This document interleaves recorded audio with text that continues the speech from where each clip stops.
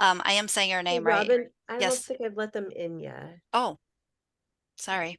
Just a sec. Is it Pagitt? Doug, It's is it Pagitt. Pagitt? Yes. Yeah. Yeah. Okay, Perfect. good. Perfect. All right, Okay. good. I guess everyone's in. Okay. All right. Welcome everyone to our special presentation tonight by Doug Pagitt. I'm going to just briefly say a few things.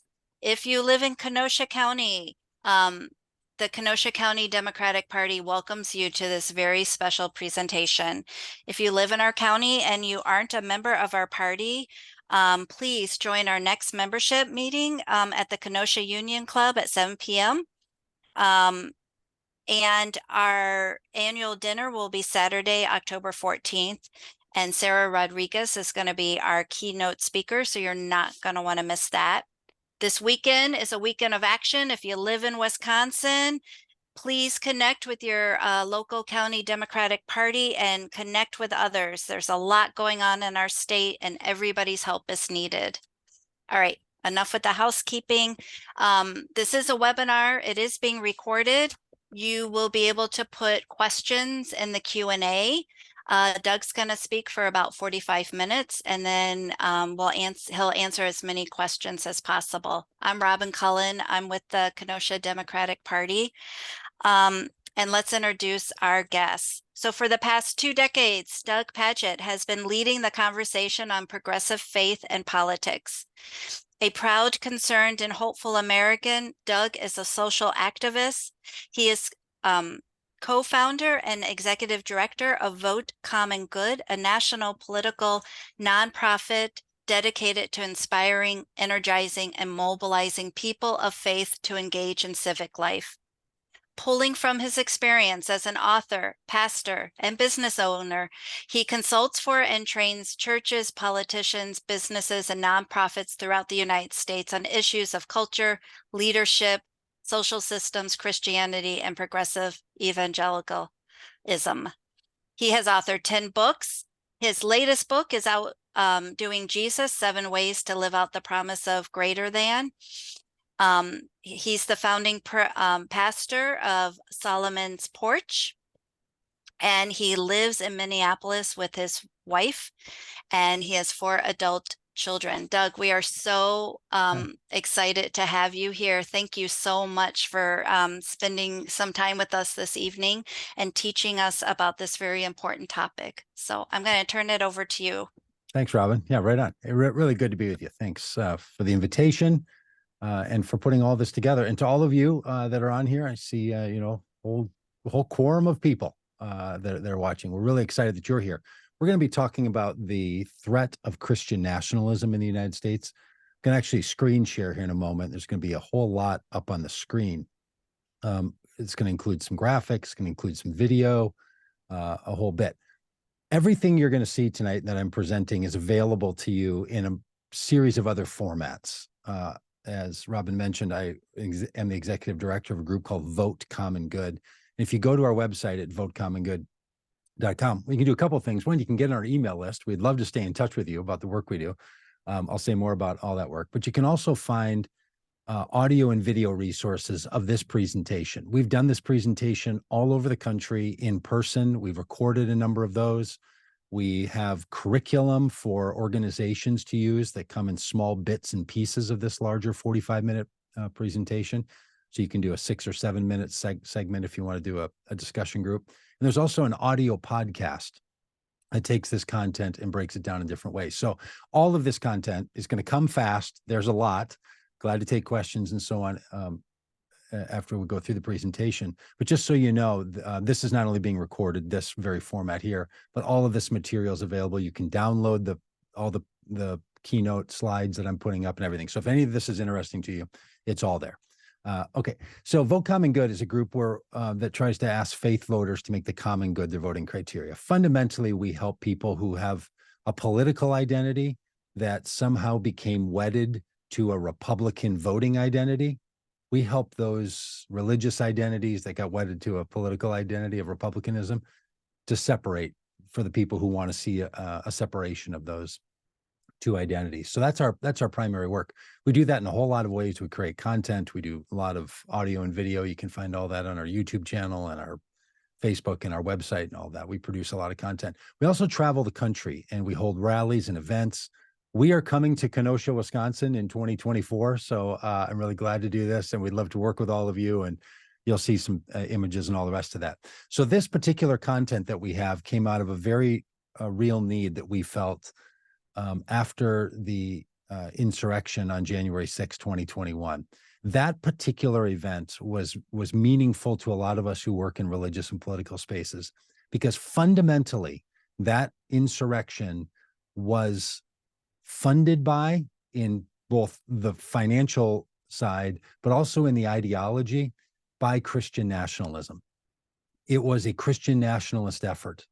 In fact, on January 5th, the night before, religious leaders hosted what they call the Jericho March, which was sort of the Christian baptizing version of this thing, where they walked around the Capitol as if to reenact the walls of Jericho coming down.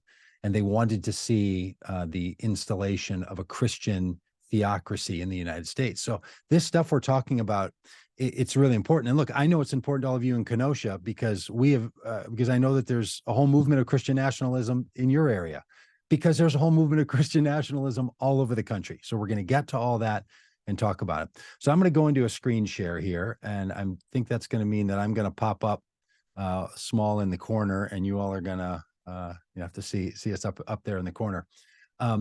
So there's a few things that we're going to do in our conversation tonight. I want to help frame up three big questions. What is Christian nationalism around these three questions? Why is it attractive to people? What can organizations do?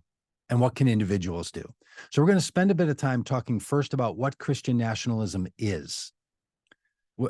Because we've done so many of these presentations, I've talked to so many people, I've been in groups of, tens and thousands, and said to those groups, how many of you are opposed to Christian nationalism? And all the hands go up. And then I say, how many of you feel like you can define what Christian nationalism is? And almost all the hands go down, because people feel like they know it's not a good thing, but they're not exactly sure what it is.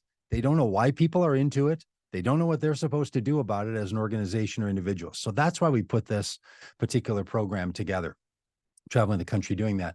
We traveled last fall in this bus that says faith, hope, and love. And you probably can't see too much in on that image there, but it says faith, hope, and love, not insurrections and Christian nationalism. And then you see on that image there signatures of people from all across the country that signed our bus as we traveled last fall around the country.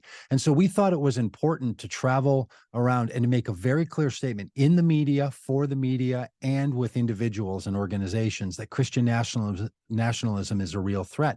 And as a faith leader myself, somebody who comes from the evangelical swath of Christianity, but I'm a progressive evangelical, I've watched the people in the tribe that I've come from, the religious tribe, totally buy into Christian nationalism. So we found that we had to speak out about it. So that's the kind of stuff we do. We also do campaign events with candidates and a whole lot of other things that we can be in touch with you about if you're interested in that when we come to Kenosha. Here's what we've concluded. The threat of Christian nationalism is real, and it's really worrisome. It is something for us to keep our eyes on. So I applaud you for your interest in this.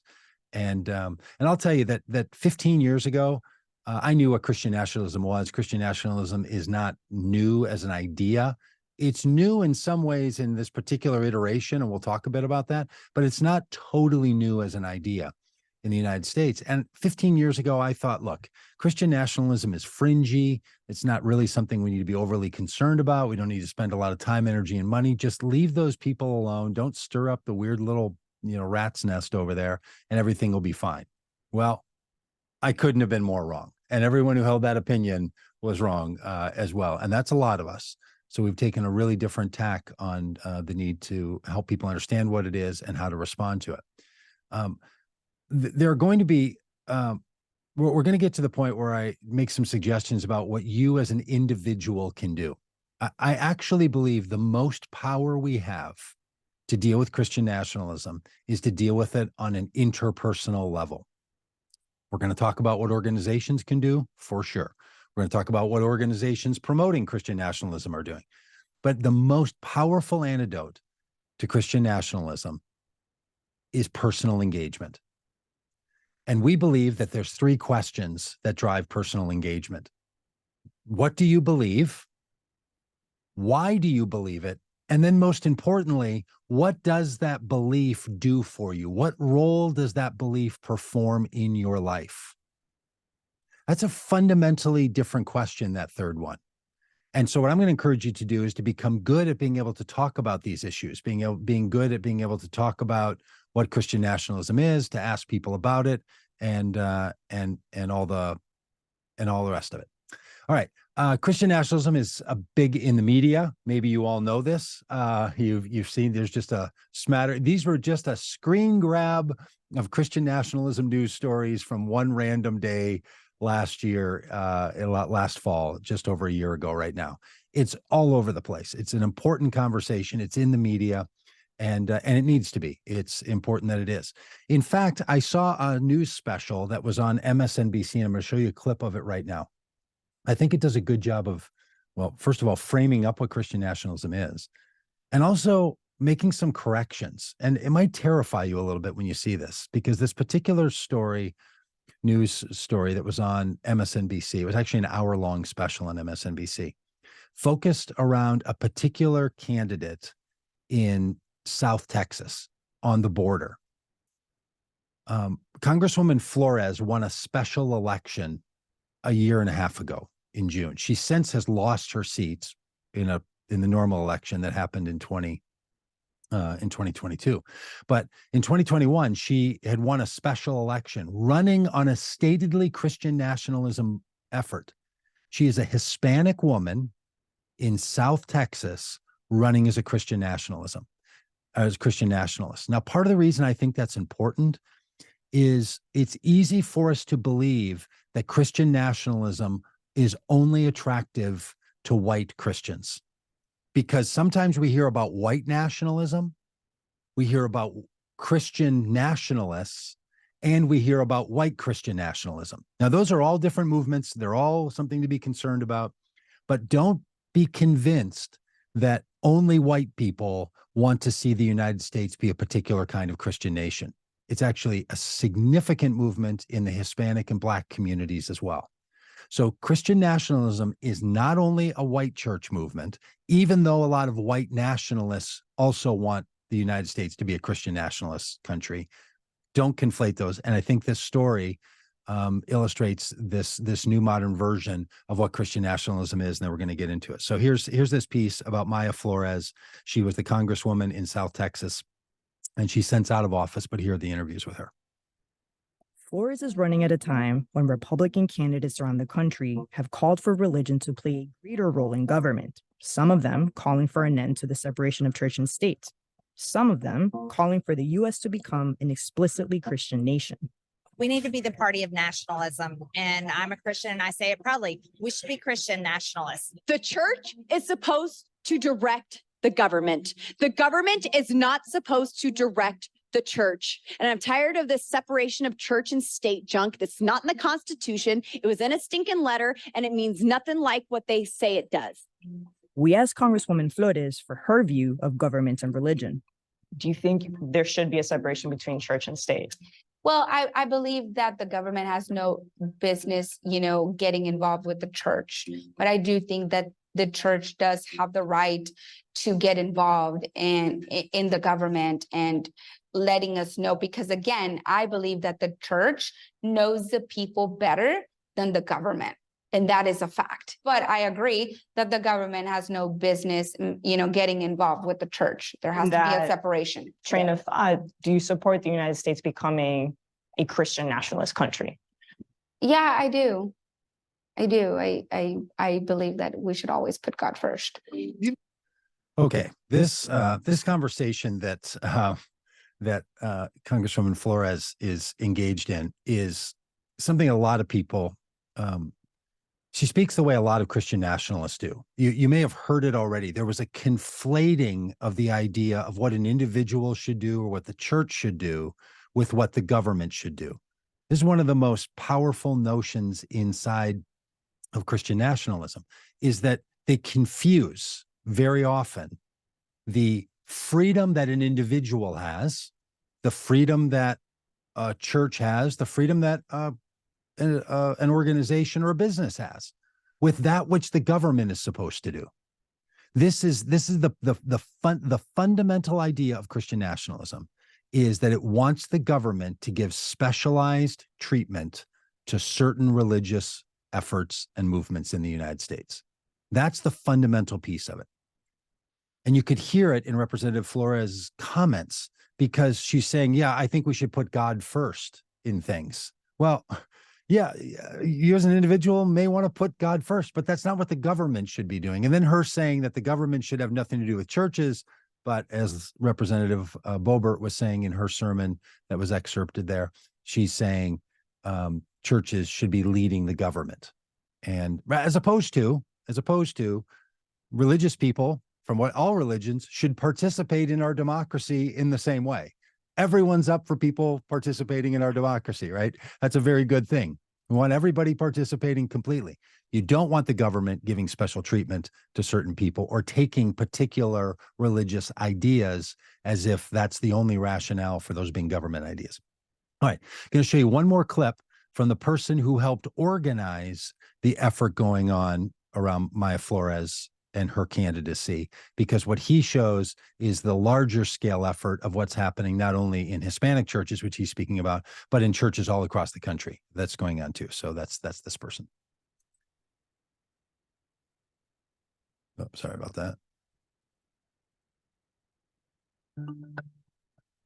Can you tell me a little bit more about Bienvenido's Faith Assembly team? How do you all organize? So in 2019, we realized that to better engage and mobilize the Latino voters and to expose the message of conservative policy, the best way to do it was through the churches, because 8 out of 10 times, if a Latino is being outreached through the church, more than likely they believe in some of the conservative platforms.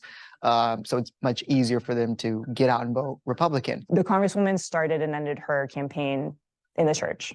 How effective was that? The most effective. Yeah. Maya Flores were able to bring that message to South Texas and say, listen, no more church lockdowns, no more harassment and attacks on the church. Get out and vote for someone that will protect religious liberty. And that's why I think 75, a coalition of over plus 75 churches came together and said, we are supporting Maya Flores through our congregation, letting them know who is running for office. Is that a new strategy? I mean, is it a new strategy to sort of deploy churches and pastors? The Democrat Party has been doing that with Black churches for years and years and years. And it took outside organizations like Bienvenido to come in and tell churches, hey, it is your right to be involved. So Republicans don't start strategizing with Latino pastors and churches like the Democrats have done for years with the Black church.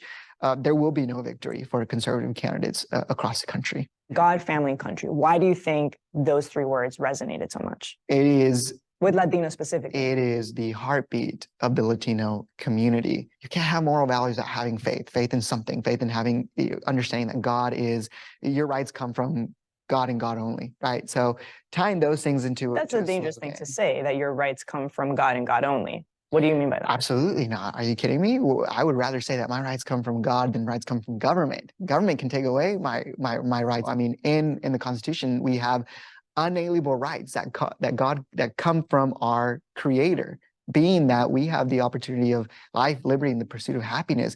That only comes from you understanding that there is a moral conscience, right? And for Latinos, that means believing that our rights come from, our God-given rights come from God and not government. And I think that Congresswoman Maya Flores was able to make that a political campaign. When I talked to the Congresswoman, she even said that she would support the United States becoming a Christian nationalist country. Mm-hmm. Those were her words. Mm-hmm. Do you support something like 100%. 100%.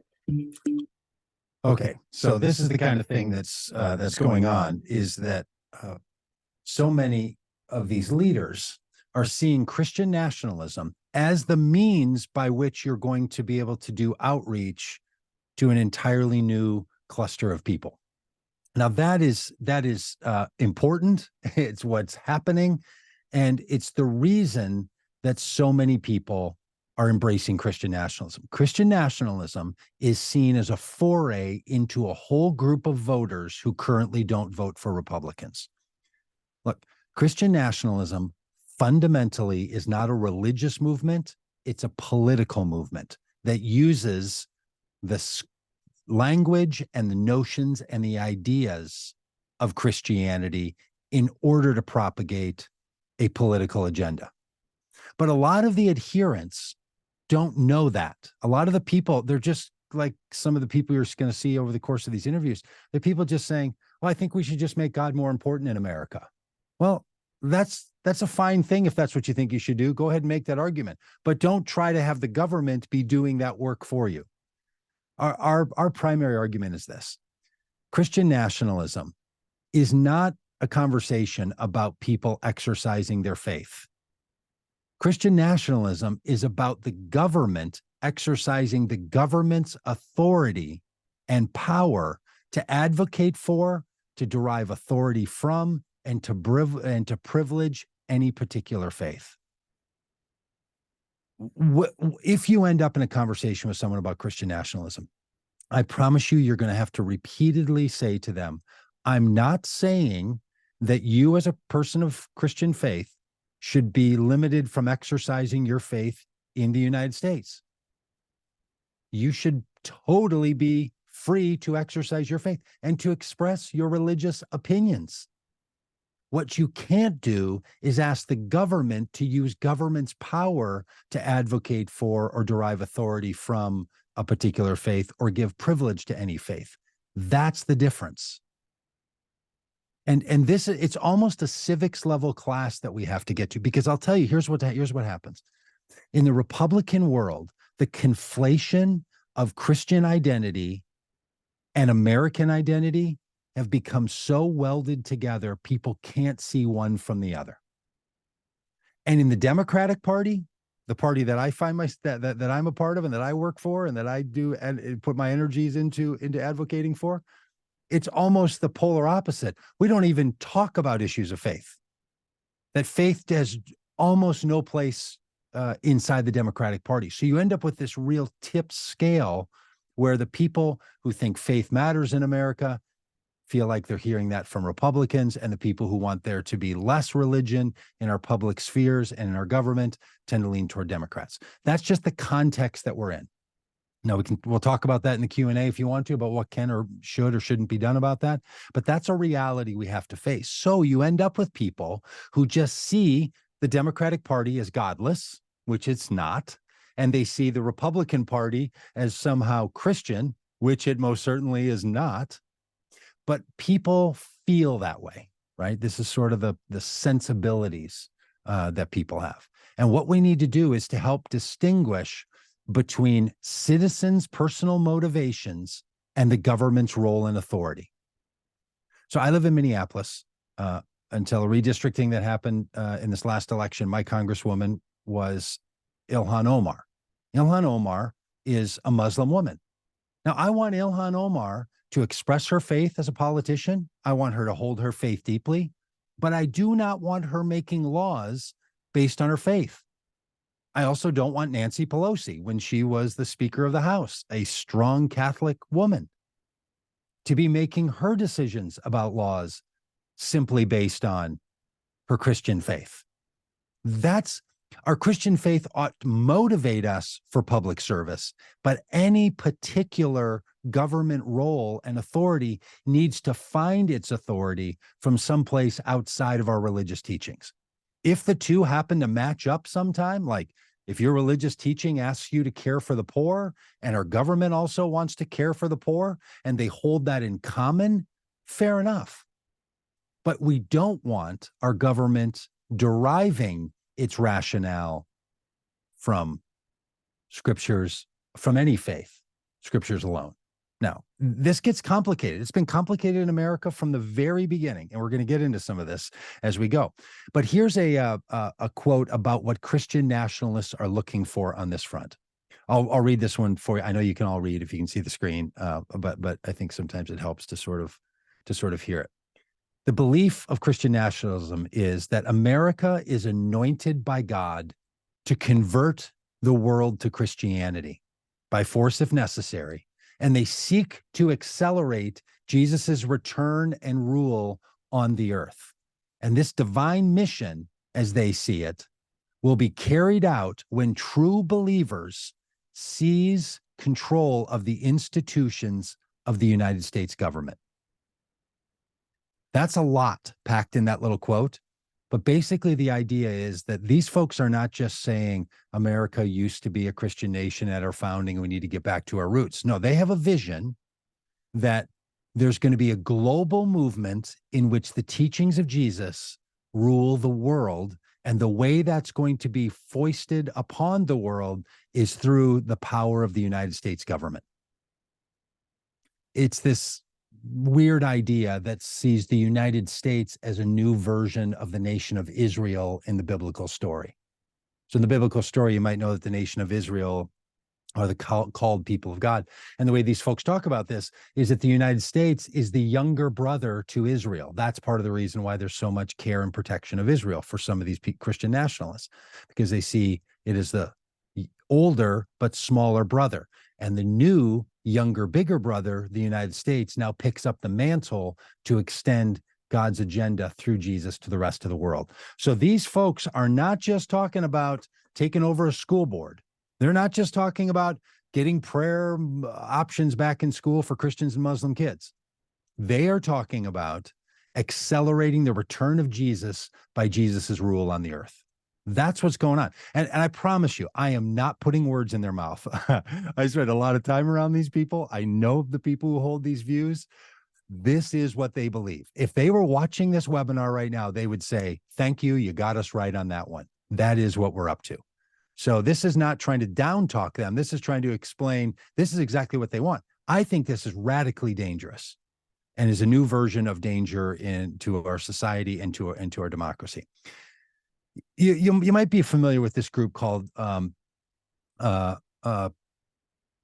Pray Vote Stand. They come out of this Family Research Council group, and they did a webinar last year. The same time we were touring the country, they were holding events around the country on what Christian nationalism is, because there's a lot of press about it. People are talking about it, groups like ours, others. So they had an event themselves, and in their event, they tried to say, look, Christian nationalism is not a problem. Christian nationalism is just a derogatory term that godless Democrats use to try to tell Christians to be quiet in America. That's not true. That is not why anyone's afraid of Christian nationalism. It's not because too many Christians are going to act Christianly in the world. I can assure you. It's because people are utilizing the powers and structures of our state, local, and federal governments for their Christian purposes. That's what they're up to. I'm going to show you a clip that terrified a lot of us. It's going to feel like a flashback to some of you. So I'll give you a little trigger warning here. You're about to hear the former Attorney General, Jeff Sessions. Jeff Sessions is he's at the beginning of his speech where he introduces the family separation policy at the United States border. And he rationalizes it by using the Bible and the Apostle Paul from Romans chapter 12. Now, this is exactly the kind of thing where the government, in the form of Jeff Sessions, is saying that the rationale and the authority for why they're putting in place a family separation policy comes from the Apostle Paul. I mean, this is as blatantly Christian nationalist as you can get. All right, so here it is. It's not very long, so it'll be over soon, but here's, at the time, Attorney General Jeff Sessions. Due to the Apostle Paul and his clear and wise command in Romans 13 to obey the laws of the government, because God has ordained the government for his purposes. Orderly and lawful processes are good in themselves. Consistent, fair application of law is in itself a good and moral thing, and that protects the weak. It protects the lawful. Our policies that can result in short-term separation of families is not unusual or unjustified. All right, I will just tell you, for him to start out, I want to commend to you the Apostle Paul, and pardon me for getting the chapter wrong, from chapter 13 of the book of Romans. That The fact that the entire political system didn't also freak out about that, the way we all needed to freak out about the fact that the federal government under Donald Trump was going to put in place intentional family separation as punishment. I mean, we all remember what a cacophony of nonsense and nightmare and danger this administration was. But embedded in that policy, and embedded in so many of the policies of the Trump administration, was this idea that the federal government's rationale should come from the book of Romans. Now, again, I don't want the book of Romans driving immigration policy. I don't want the book of Matthew driving our care policy for the poor. I don't want the book of Leviticus driving any of our policies. Like this is what we have to address in the United States. And one of the things that I found helpful in talking with Christians about this is when I say, well, how would you feel if my representative, Ilhan Omar, were to use her holy book teachings as the basis for law? You can only imagine. They freak out, right? And I'm like, so why is it different with Christianity? Then they start into this thing about, well, because America's distinctly Christian and all the rest of it. So we're going to get to that here in a moment. But I wanted to take this time to sort of set up what's going on, what's the real situation. Candidates are running, movements are happening. You have administrations like the Trump administration putting this forth, and you're going to see some examples of other people. In fact, here's one. This was the clip of a person running for governor in Pennsylvania. Doug Mastriano was his name. We spent a lot of time in Pennsylvania helping to make sure this man didn't become governor because he said stuff like this. We have the power of God with us. We have Jesus Christ that we're serving here. He's guiding and directing our steps. And in November, we're going to take our state back. My God will make it so. Okay, that kind of idea that you have a person running for governor saying this, Jesus is going to make this happen, God's going to direct this, and God's going to win for God's purposes by our election. That's full-on Christian nationalism. It's out in the open. It's more severe than it has ever been before, and it's a really big threat and a really big problem. I'm going to introduce you to a few people that we use in our trainings. This first person, her name is Amanda Tyler. Amanda runs a group called Christians Against Christian Nationalism. It's a part of the Baptist Joint Committee for Religious Liberty. Now, if you hear the words like Baptist and religious liberty, you might think Jerry Falwell Jr. and Liberty University and the Christian nationalist effort.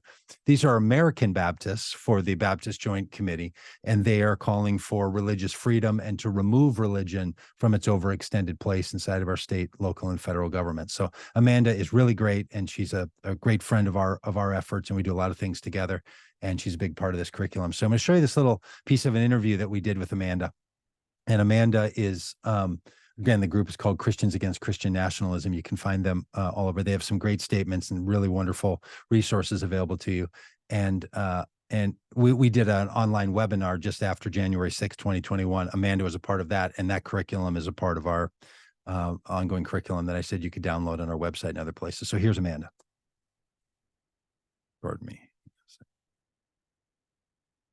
I think that's really a vital point, because we should have a common understanding about what we're talking about as far as Christian nationalism goes. And I'm going to point to the statement that's available at christiansagainstchristiannationalism.org. You know, the work that we did back in 2019 was about providing an advocacy platform for people who were interested in learning more and for taking a public stand. And the centerpiece of the project is a statement. And in the statement itself, we define Christian nationalism as a political ideology that seeks to merge our identities as Americans and Christians.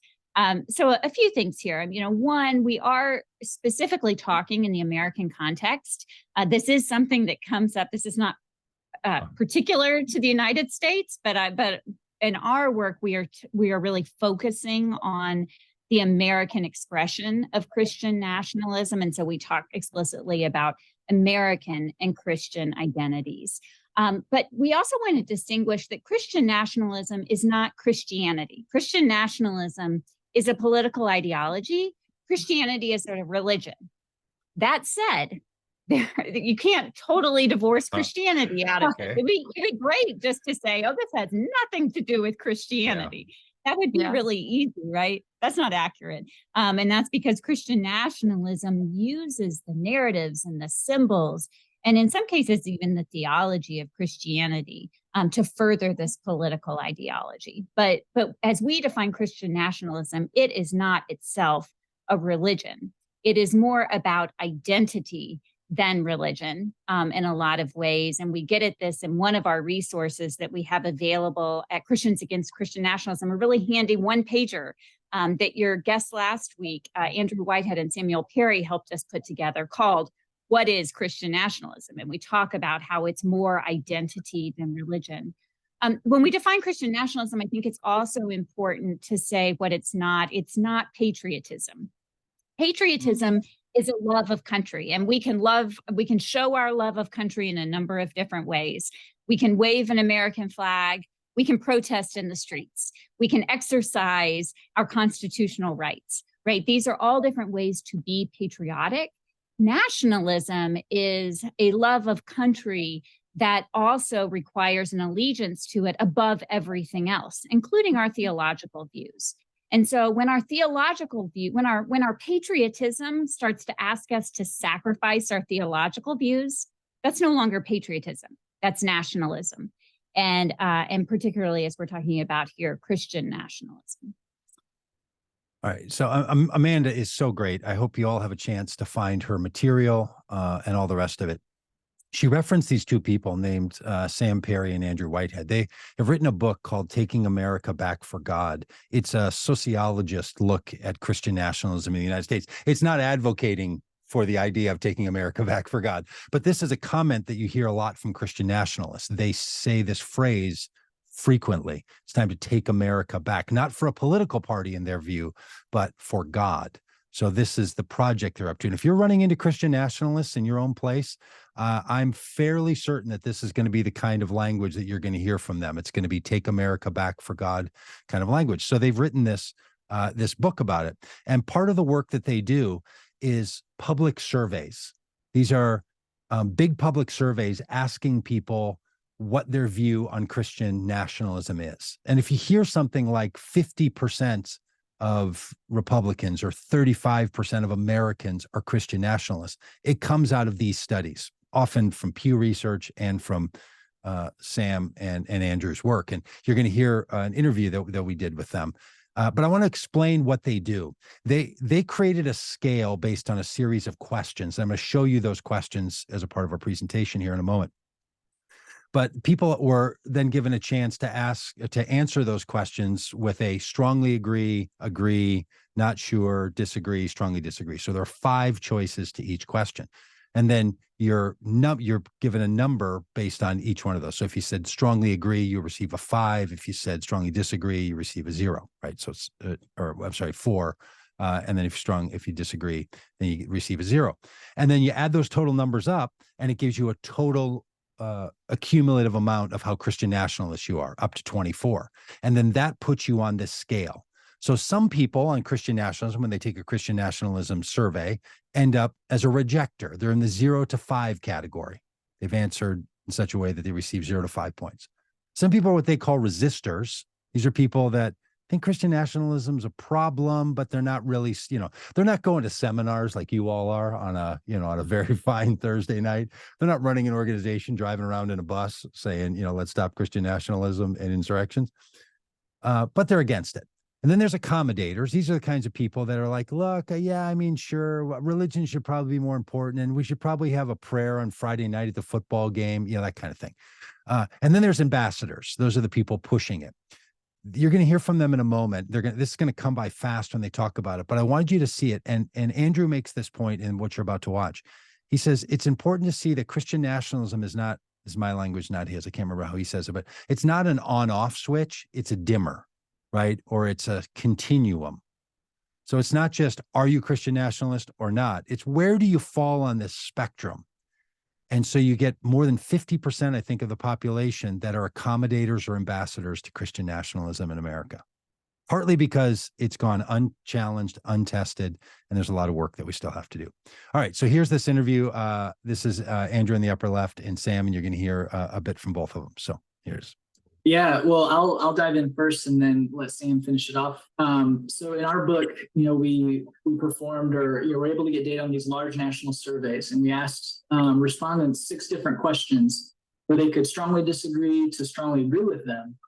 Things like, the United States is part of God's plan, or the federal government should advocate Christian values, or declare the U.S. a Christian nation.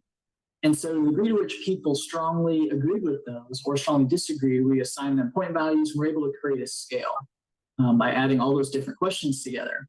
And we did that because it's really important to understand that Christian nationalism isn't a binary, yes or no, but that Americans really are all along a spectrum where some embrace it really strongly. Some, see, Christianity being a part of what we do in the U.S. is important, and others kind of resist that, or the rejectors who we see on the very end of the scale say, there should be no fusion of this type of Christianity, which we define in our book is really this idea of a white, conservative, natural-born citizen. That's the Christian that they're talking about. American civil society shouldn't be fused to this type of Christianity. And so when we're able to create that scale, we can now look at, well, how do these respondents view the world? And there were 3 basic things that we tried to do throughout the book and were our main takeaways. Is the first, that Christian nationalism matters. And so Sam, he'll be able to share, even with his more recent data, that when we're looking at anti-democratic attitudes, or we're looking at policing of African Americans, if we're looking at immigration, if we're looking at refugees, if we're looking at religious minorities, we're looking at all these different important hot button issues, Christian nationalism consistently matters. Over and above whether you're Republican or Democrat, whether you are an evangelical or a mainline Protestant or unaffiliated, whether you attend church a lot or you believe the Bible should be read literally, when we account for all those things, Christian nationalism is still consistently one of the most important predictors. So what that tells us is that this is a key lens through which Americans view their social worlds. Whether they embrace it or reject it, it is doing work in how people are interacting with their world. The second thing we find is that Christian nationalism is not only really important, but it's an actual thing. And I just use kind of this, non-sociological language here, because it isn't just racism, it isn't just conservative politics, it isn't just authoritarianism, but that it is something different. It's its own thing, and so we're studying that. And then our final kind of main finding is that Christian nationalism does not necessarily equal being religious or being evangelical or being a faithful Christian, because we find that those that reject Christian nationalism but maybe attend an evangelical Protestant church, they look completely different from fellow evangelicals who might embrace Christian nationalism really strongly. And so this is something that cuts across religious traditions. So if you're a white Catholic or a white mainline Protestant who embraces Christian nationalism, the likelihood that you really support the insurrectionists is equally high to white evangelicals, what we're finding. And so this is something that really operates across religious traditions. And so those are some of the key kind of points we make in the book. But Sam's been collecting some amazing data lately. And so, yeah, Sam, I'll let you share just a little bit of that. Yeah, I mean, just to finish off the discussion of the book, though, I think the way the book progresses is we describe how really Christian nationalism worships at the holy trinity of power, boundaries, and order. It values 3 things primarily: power, and making sure that our group stays in power and is able to maintain that power. We demonstrate that in the book through its Christian nationalist support of Donald Trump and his policies and his brand of politics. And we've been able to demonstrate that in subsequent studies as well. That Christian nationalism, and especially white Christian nationalism, is very concerned with maintaining proper boundaries between us and them. That's really one of the things that Christian nationalism boils down to, is marking off who is the us that has the rightful power in the United States and who is the them that we oppose and want to make sure that we marginalize or oppress or drive out. And then the last one is order. Christian nationalism at its core longs to establish and reinforce a very particular traditionalist social order in which everybody recognizes their proper place in the family, in society, in the church. And so it manifests in a variety of ways, but really that's kind of the breakdown of the book, is how Christian nationalism reinforces and worships at that holy trinity of power, boundaries, and order. I hope you find that as fascinating as I do. Both Andrew and Sam are just so clear on this, and they've studied it so well. So again, that material and more of this material is available there. Here's a little thing that's on our website. It's actually a place where you or anyone you like, you can send it to them. They can take their own quiz about how Christian nationalists they are. I just want to show you what the questions are. The 4 questions that are the 5 questions that we have on here, and they have these 5 choices for each one of them. So if you go there, you'll find the How Christian Nationalist Am I link on our website. The first question is, the United States government should declare America a Christian nation. You'd be surprised how many people say agree and strongly agree, right?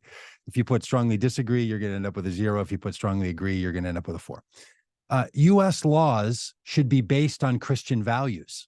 When a lot of people see this question, they get really confused, because they're like, well, the best of Christianity should match the best of our laws.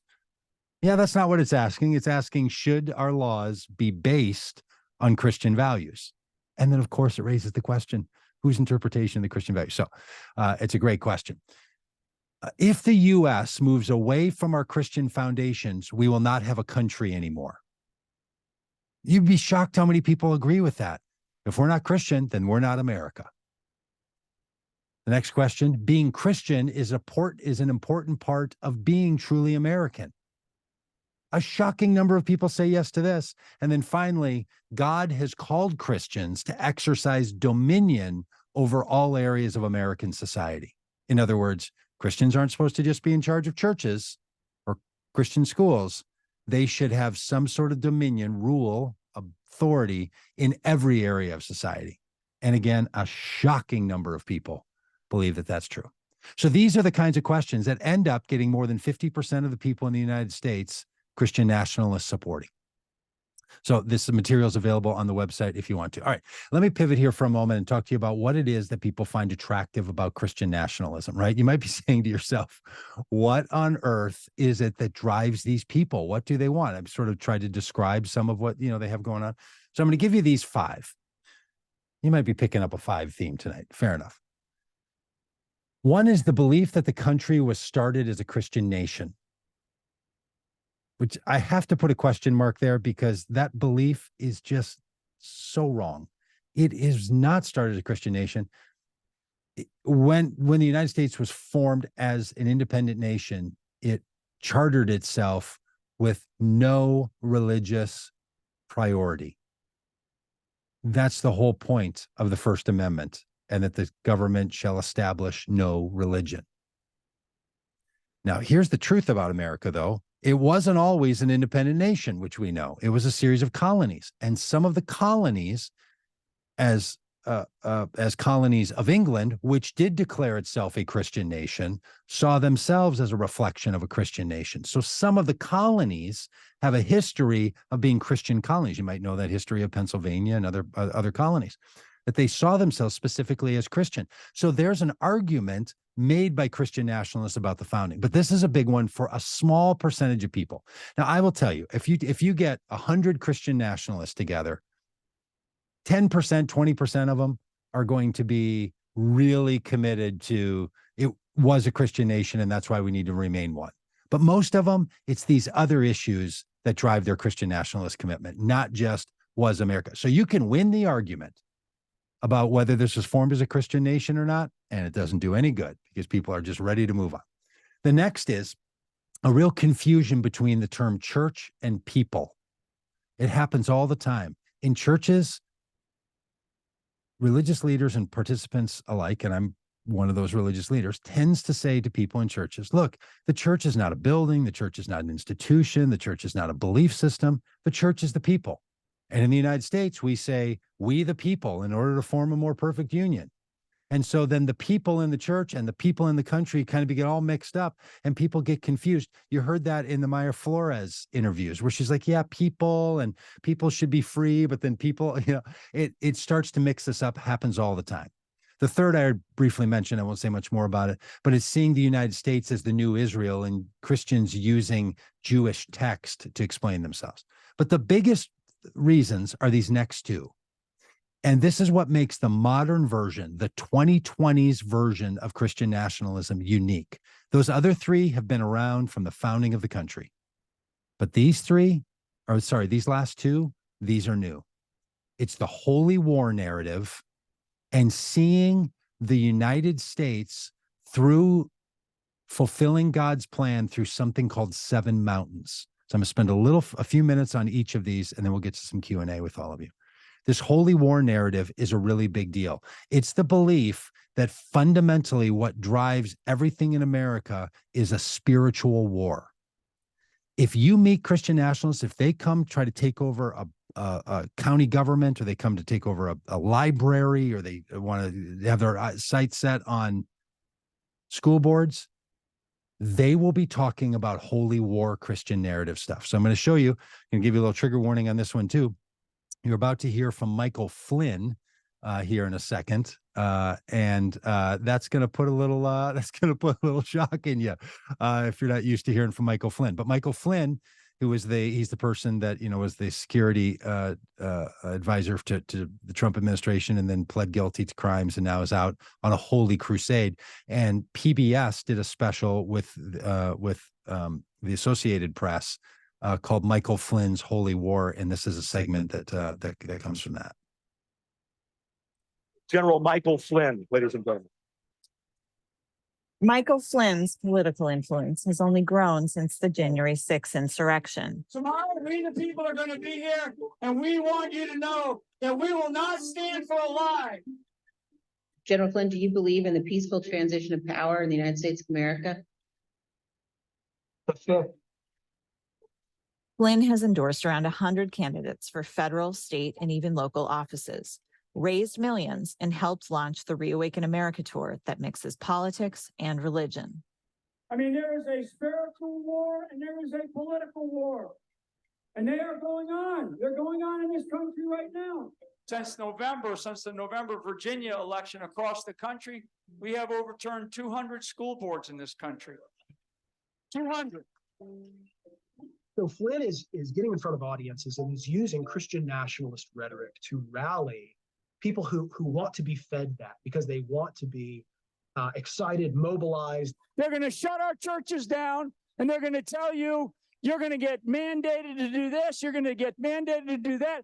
Christian nationalism threatens democracy because it is fundamentally anti-democratic by nature. It doesn't prioritize the incorporation or the participation of all Americans. They say you're a Christian nationalist. Are you? What is that? I'm an Irish Catholic. Skip that question. He's an Irish Catholic general. I'm a follower of Jesus. How's that? 3 years in the military serving this country. So that might be a special you want to look up on PBS if you want to be terrified tonight. Michael Flynn traveling the country, recruiting people to take over school boards, bragging about taking over 200 school boards on a Christian nationalist agenda because it's written around a holy war narrative. That's why he's the general now leading this holy war narrative as a conservative Catholic. That's the same thing with Steve Bannon. All of those cats are about this same effort. That's what they're up to. I'm going to show you a clip here in a minute that I attended one of those Reawaken America tours. I'm going to show you a little video from one of those. So holy war narrative then becomes mixed with this next one, and that's this thing called 7 mountains.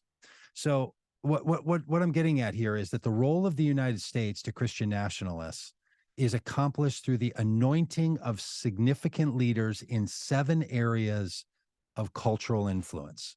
So the idea is that you find somebody who's a person that's uniquely capable to lead that area for God. Arts and entertainment, business, education, family, government, media, and religion. Donald Trump is supported by Christian nationalists because they believe he's the anointed leader given by God to lead in the areas of business, media, arts and entertainment, and government. They see him as a 4-in-1. If you've had a hard time wrapping your head around how all these Christians can support someone like Donald Trump, this is why. going to show you video now that proves that. All right. So here's the video. This is video that I shot at one of those Reawaken America tours. They're like these tent revival meetings. I was at one in New York State, and I shot video. I just happened to be walking in, shooting some video, and the guy named Lance Warnow is on the stage. He's one of the leaders of this thing, along with Michael Flynn. And you're going to hear what he says about Donald Trump and how all this stuff works. And maybe it'll start to make sense for you about why these Christian leaders then want to take over school boards and all the rest of it, because they're trying to put significant leaders in all the places of government to finally make the agenda of God a reality in the world. So what they're up to is something in their minds much bigger than politics or government. So here's that video. Walking into the doesn't even know the Lord. Great Awakening. Because all the Christians, if you ever talk to Christians during an election cycle, here's what they care about. Is he a Christian? Is he a Christian? They want to know if their candidate's a Christian. Is he a Christian? Let me tell you something. One of the worst presidents we ever had was Jimmy Carter, and he was a Christian. The question you should be asking isn't, is he a Christian? You should ask, is he anointed and chosen by God for the job?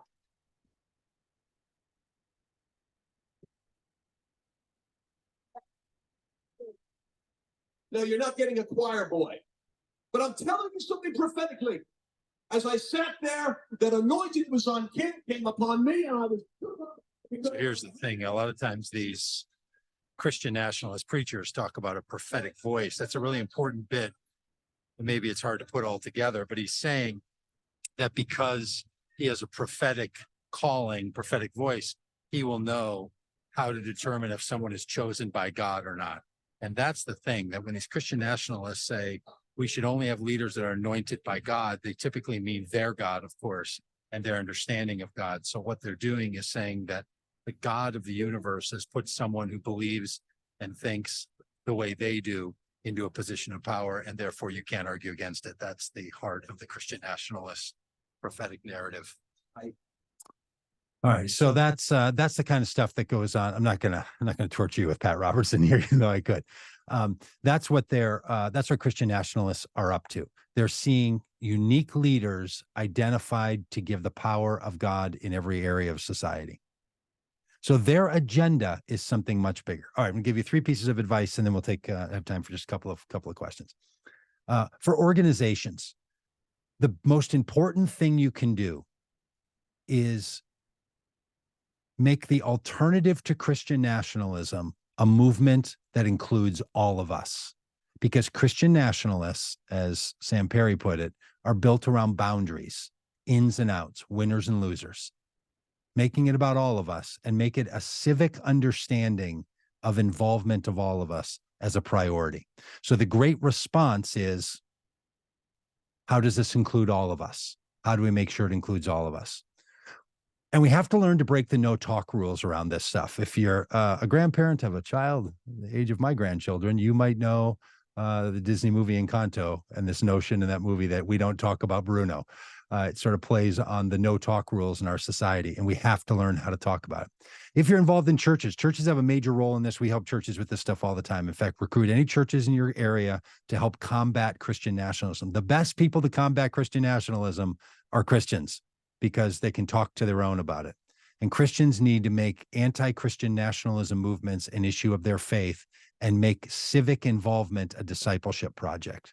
We have to figure out how to do that. Glad to talk about that if you can stick around for the Q&A at all. And what can individuals do? Engage with the people you know that are Christian nationalists. I have family members that are Christian nationalists. And the 3 questions again are, tell me what you believe. It's really important to find it out. I host an every other Monday talk with a long-term friend of mine that we call Red Hat, Blue Hat Talk. So for an hour and 15 or 20 minutes or so, he's a solid Trump supporter. I'm a Trump not supporter at every level. And we talk about this. Both of us are faith leaders, and we talk about it. It'll blow your mind sometimes how this conversation goes. You can watch it on YouTube or on our website if you want to. But it's a lot of conversation about, tell me what you believe. Tell me how you understand this. And the thing is, you really have to listen, right? Because you might think you know what they believe, but listen deeply. But then that moves you to the second question, which is, why do you believe it?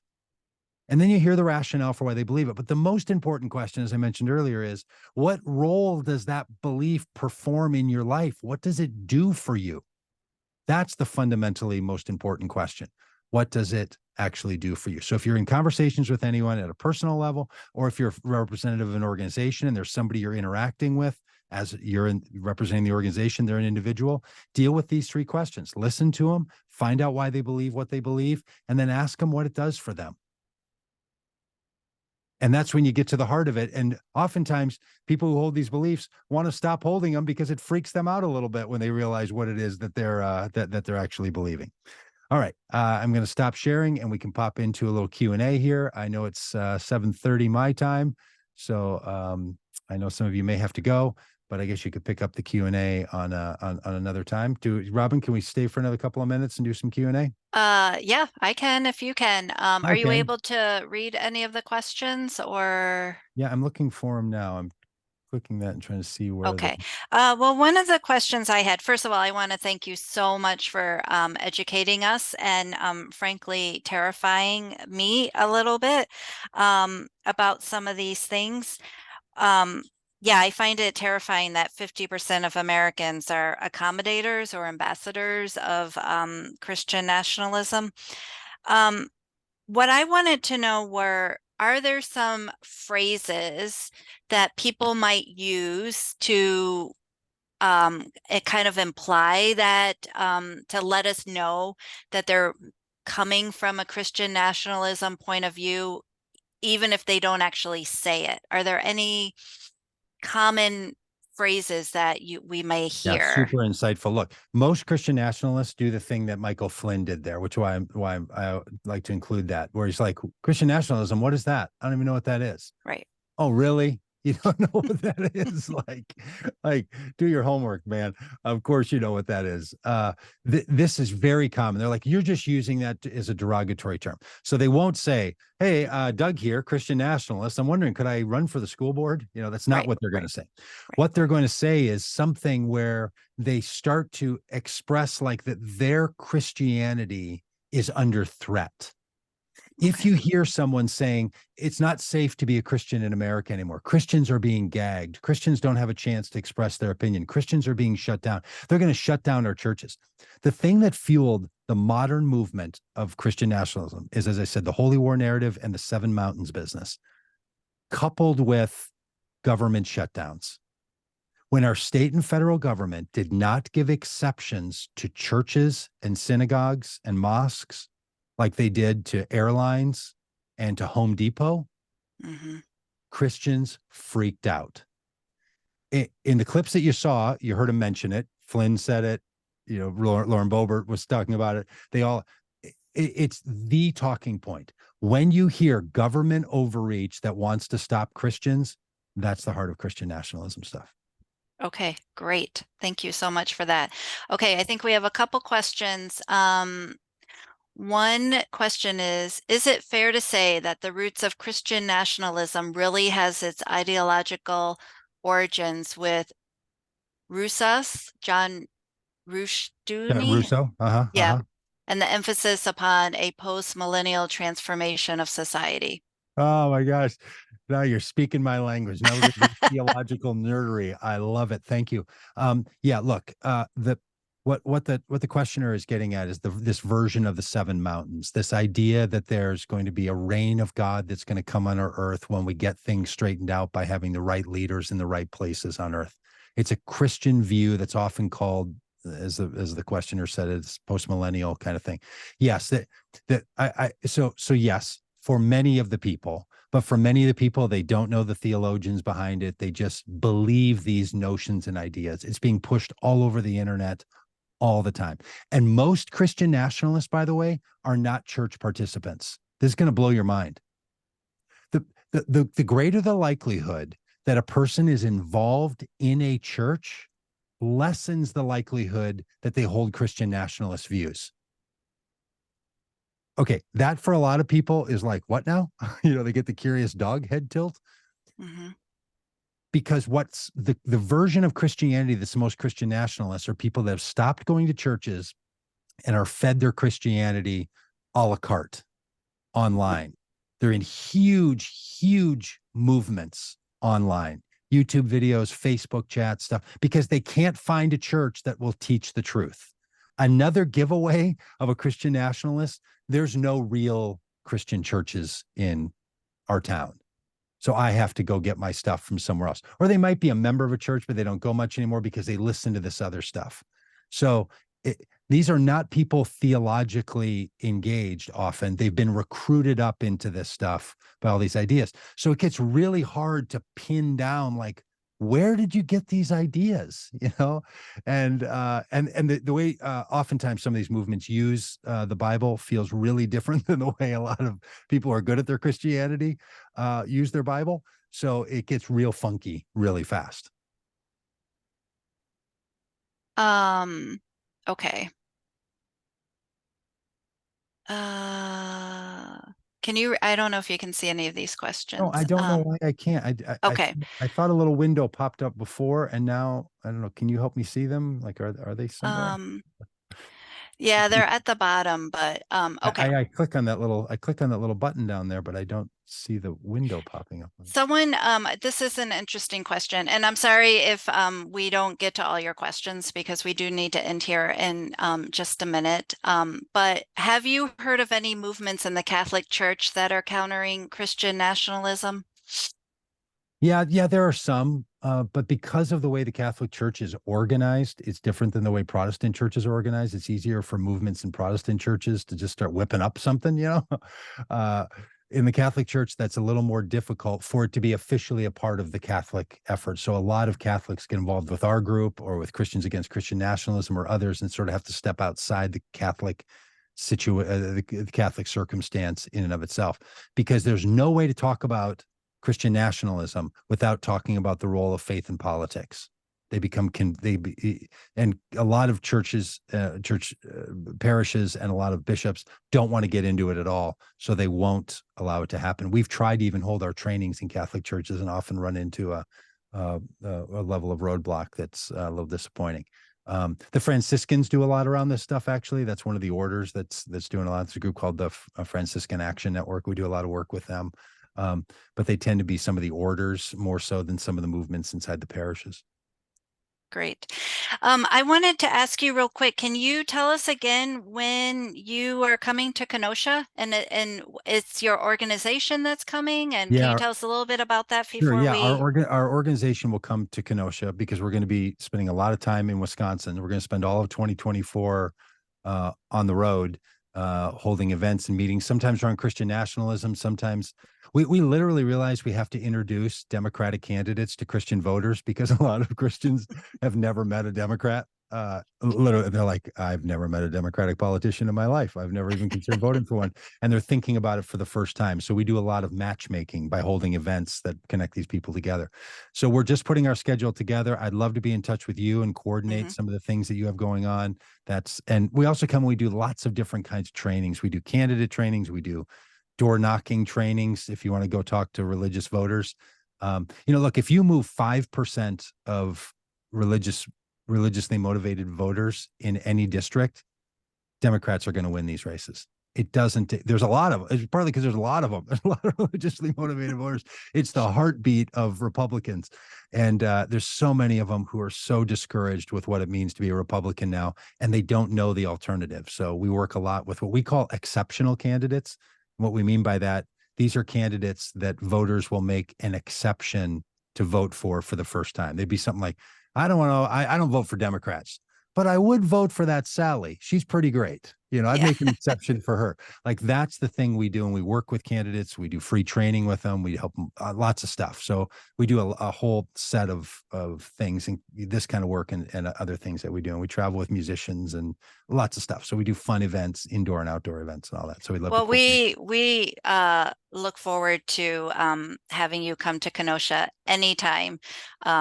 As you know, Wisconsin is a swing state and Kenosha County is a swing county. And so there's a lot of work happening here. And so any help you can give us, we would appreciate.